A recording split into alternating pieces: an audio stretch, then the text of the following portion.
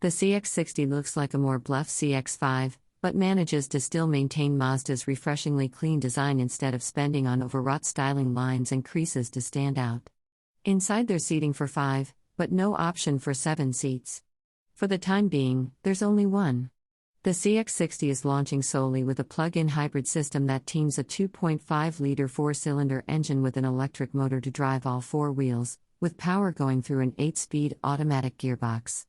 The motor lives between the engine and gearbox and has its own clutch, so even when running in F mode the car remains 4-wheel drive.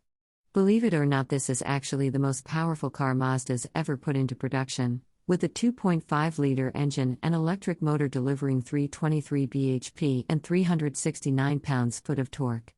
That's enough for 0 to 62 miles per hour in 5.8 seconds and a top speed of 124 miles per hour.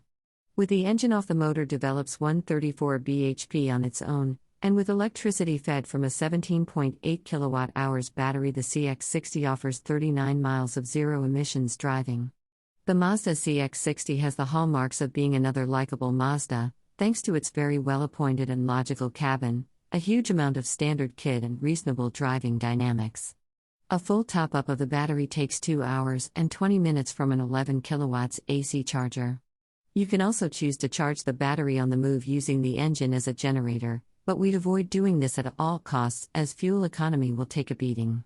The ride is a tad fidgety at low speed on the 20-inch wheels we tried. 18s are fitted on low-spec cars, but improves the faster you go. Body roll isn't too extreme and overall comfort is good.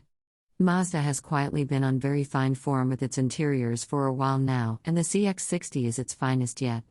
New for Mazda is the all-digital 12.3-inch instrument screen featuring lots of sharp, smart graphics without being fussy or difficult to read.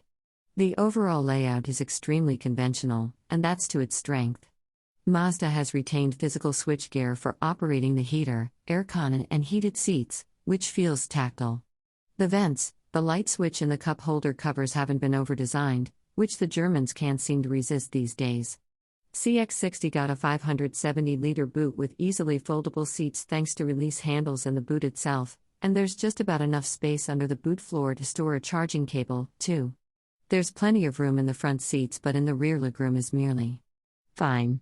Headroom is adequate for 6-footers, as long as you forego the sunroof option, but you're reliant on the driver and front passenger raising their seats to free up a bit of footroom. That middle seat won't take an adult or teen for any great length of time either, nor is the rear bench that supportive. The larger, forthcoming CX-80 should be lots better in this department.